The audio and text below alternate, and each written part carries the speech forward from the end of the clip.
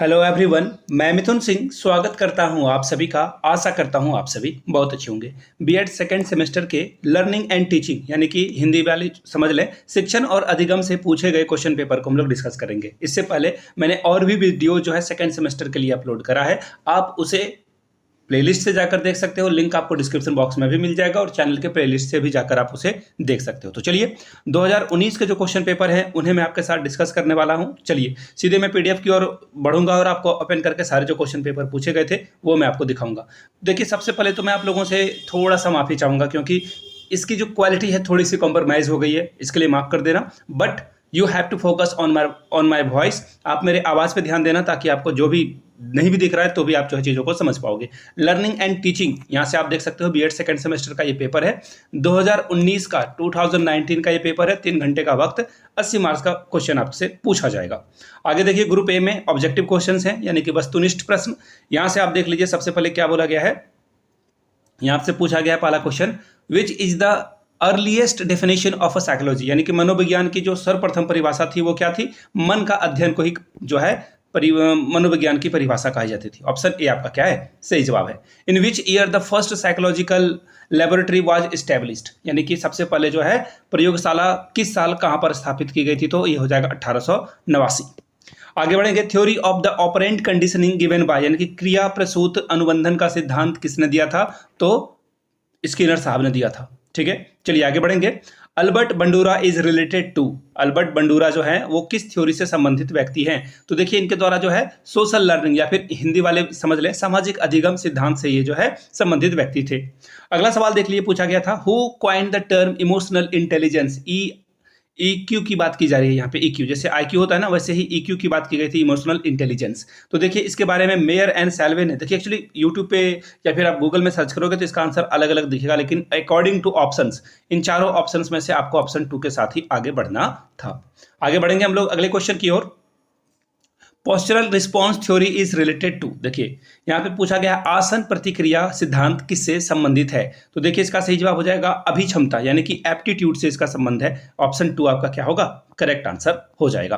Which is the main identity of creativity, यानी कि सृजनात्मकता का मुख्य पहचान क्या है, तो इसका मुख्य पहचान क्या है, आर्ट है। क्या है, आर्ट है। तो ऑप्शन ए ही आपका क्या होगा, करेक्ट आंसर हो जाएगा। Who introduce word association test, यानी कि शब्द सहचर परीक्षण निम्नलिखित में से किसने प्रतिपादित किया था। थर्स्टन ने, गाल्टन ने, मॉर्गन ने या फिर मूरे ने, तो देखिए इसका सही जवाब हो जाएगा गाल्टन ने इसका जो है प्रतिपादन किया था।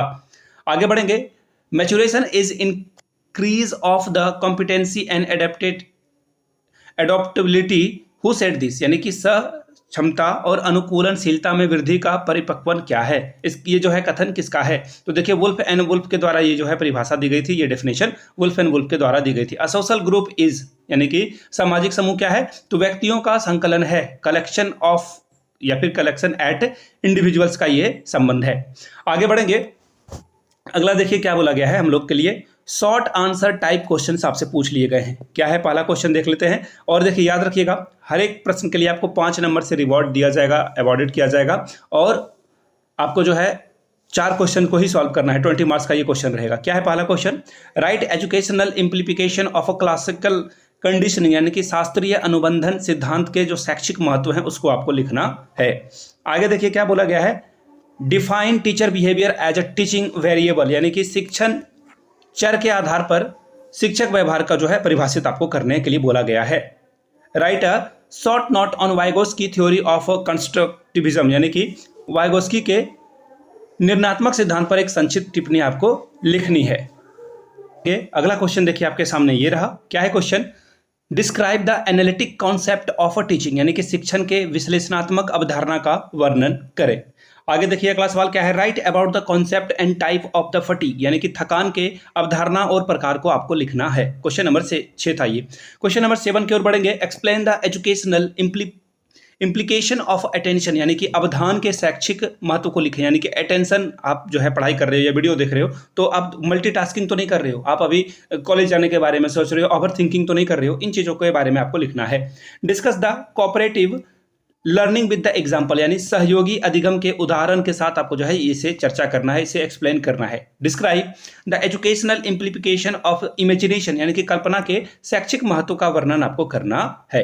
अब ग्रुप सी बड़े क्वेश्चन यानी कि लॉन्ग टाइप के जो क्वेश्चन आंसर है वो आपको यहाँ पे देखने को मिलेगा। 4 क्वेश्चन का जवाब देना है, 10 नंबर आपको मिलेंगे यानी कि 10 × 4 = 40। ठीक है, चलिए पहले प्रश्न की ओर बढ़ेंगे। Define educational psychology. How does the knowledge of educational psychology help the teachers in teaching learning process? यानी कि शिक्षा मनोविज्ञान को परिभाषित कीजिए। शिक्षा मनोविज्ञान का ज्ञान एक शिक्षक को कक्षा शिक्षण में कैसे सहयोग करता है, पहला प्रश्न था। दूसरा सवाल देखिए आपके सामने ये रहा। Discuss the insightful learning theory with examples. अधिगम के सुक्षु का सिद्धांत के चर्चा उसके शैक्षिक आधार के महत्व पर करें। अगला सवाल देखिए क्या है। डिफाइन इंटेलिजेंस यानी बुद्धि को परिभाषित करें। और आप यहाँ पे चाहोगे क्या, आप गार्डनर का भी एग्जांपल ले सकते हो। बुद्धि के प्रकार के बारे में जो उन्होंने बात करी उसके बारे में भी आप यहाँ पे थोड़ा बहुत जो है लिख सकते हो। बुद्धि के द्विकारक यानी कि 2 फैक्टर थ्योरी और मल्टी फैक्टर थ्योरी ये जो है आपसे पूछा जाएगा। ग्रुप फैक्टर थ्योरी के बारे में पूछा जाएगा, तो इसे जो है आपको एक्सप्लेन करना था। What do you mean by the personality यानी कि व्यक्तित्व के बारे में आप क्या समझते हो। Explain the projective technique of personality assessment यानी कि व्यक्तित्व के आकलन के प्रक्षेपण विधियों का व्याख्या करना है आपको। अगला सवाल देखिए। Right concept of a teaching. Discuss the phases and operation of a teaching task यानी कि शिक्षण की अवधारणा को लिखे। शिक्षण कार्य की अवस्थाएं एवं क्रियाओं की जो है चर्चा आपको करना है। अगला है what do you mean by the forgetting. Discuss its factor and strategy to minimise the forgetting यानी कि विस्मरण, भूल जाने वाली बात से आप क्या समझते हो और इसके जो कारक हैं और इसको कम करने की युक्ति को आपको लिखना है। इसका इलाज भी आपको लिखना है। What do you mean by group dynamic? Discuss its process and importance in learning यानी कि समूह गत्यात्मकता से आप क्या समझते हैं, इसकी प्रक्रिया एवं अधिगम में इसके महत्व को आपको लिखना है। What do you mean by the sociomotory technique? Write its uses and importance यानी कि समाजमिति तकनीक से आप क्या समझते हैं, इसकी उपयोगिता और महत्व को आपको लिखना है। तो ये क्वेश्चन थे।